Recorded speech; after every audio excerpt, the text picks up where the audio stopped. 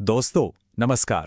कभी school college admission या किसी सरकारी नौकरी के लिए मध्य प्रदेश के मूल निवासी प्रमाण पत्र की जरूरत पड़ी है? तो चलिए आज फटाफट सीखते हैं कि 2025 में ये सर्टिफिकेट बिना किसी ऑफिस के चक्कर काटे सीधे घर बैठे कैसे बना सकते हैं।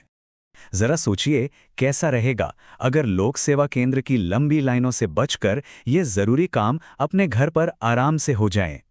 तो ये बिल्कुल मुमकिन है और सबसे अच्छी बात, ये प्रोसेस पूरी तरह से मुफ्त है और इसे आप अपने मोबाइल या लैपटॉप से ही बड़ी आसानी से पूरा कर सकते हैं। अब जरा इस स्लाइड पर फर्क देखिए। अगर आप खुद से ऑनलाइन अप्लाई करते हैं तो कोई फीस नहीं लगती, मतलब बिल्कुल निःशुल्क। वहीं अगर आप किसी सीएससी या एमपी ऑनलाइन सेंटर पर जाते हैं तो 30 से 40 रुपए का खर्च आता है। तो क्यों ना ये पैसे और अपना कीमती समय दोनों बचाया जाए। अच्छा, अब आगे बढ़ने से पहले एक बहुत ही जरूरी बात, आपके आधार कार्ड से आपका मोबाइल नंबर लिंक होना ही चाहिए। ये सबसे जरूरी शर्त है। जानते हैं क्यों? क्योंकि ये पूरी प्रक्रिया ओटीपी पर चलती है, जो आपकी पहचान को ऑनलाइन कंफर्म करने का सबसे सेफ तरीका है।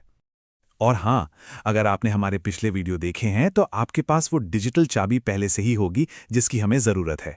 जी हाँ, मैं बात कर रहा हूं आपकी एमपी ई डिस्ट्रिक्ट प्रोफाइल आईडी की। और अगर नहीं भी है तो कोई टेंशन नहीं, प्रोफाइल कैसे बनानी है वो हमने पिछले वीडियो में बताया हुआ है। तो चलिए अब देर किस बात की, शुरू करते हैं स्टेप बाय स्टेप प्रोसेस और देखते हैं कि अपनी एमपीई डिस्ट्रिक्ट प्रोफाइल से मूल निवासी प्रमाण पत्र का ताला कैसे खोलना है। सबसे पहला काम, पोर्टल पर लॉगिन करना। अपने ब्राउजर में एमपीई डिस्ट्रिक्ट की वेबसाइट खोलिए।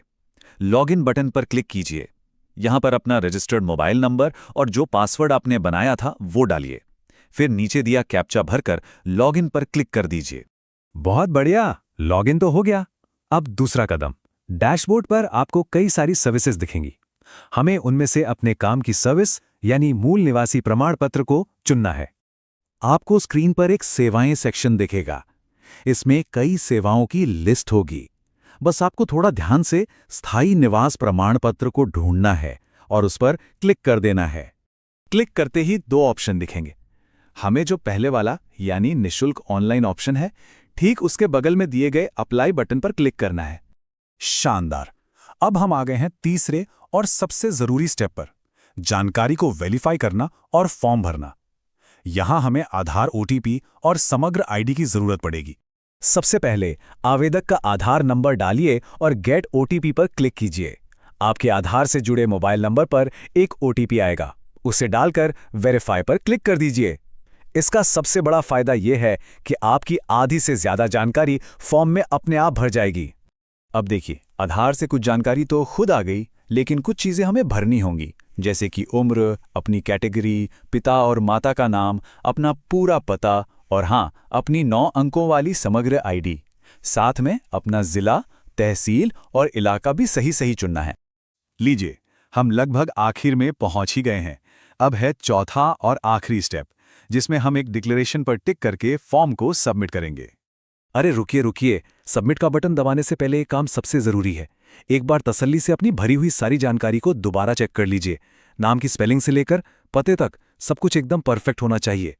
जब आप 100% श्योर हो जाएं कि सब कुछ ठीक है, तो बस फॉर्म के नीचे दिए गए छोटे से घोषणा वाले बॉक्स पर टिक करें और फिर फाइनल सबमिट बटन पर क्लिक कर दें। और ये हो गया, बधाई हो, आपका आवेदन सफलतापूर्वक जमा हो चुका है। लेकिन रुकिए, काम अभी पूरी तरह खत्म नहीं हुआ। एप्लीकेशन सबमिट करने के बाद क्या करना है, अब ये समझना भी उतना ही जरूरी है। आपकी स्क्रीन पर अब एक रजिस्ट्रेशन नंबर और एक टारगेट डेट दिखेगी। मेरी सलाह है, इस पेज का एक स्क्रीनशॉट जरूर ले लें। ये रजिस्ट्रेशन नंबर आपके एप्लीकेशन का स्टेटस चेक करने के काम आएगा और टारगेट डेट वो तारीख है जब तक आपका सर्टिफिकेट बनकर तैयार हो जाना चाहिए। तो याद रखिएगा, इस रजिस्ट्रेशन नंबर को संभाल कर रखना है।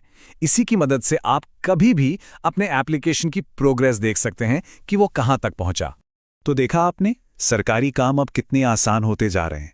अब जब सरकार सब कुछ ऑनलाइन ला रही है, तो सोचिए अगली बार किस जरूरी सर्टिफिकेट को बनाने की प्रक्रिया को हम सबके लिए इतना ही आसान बना सकते हैं। अपने सुझाव जरूर दीजिएगा।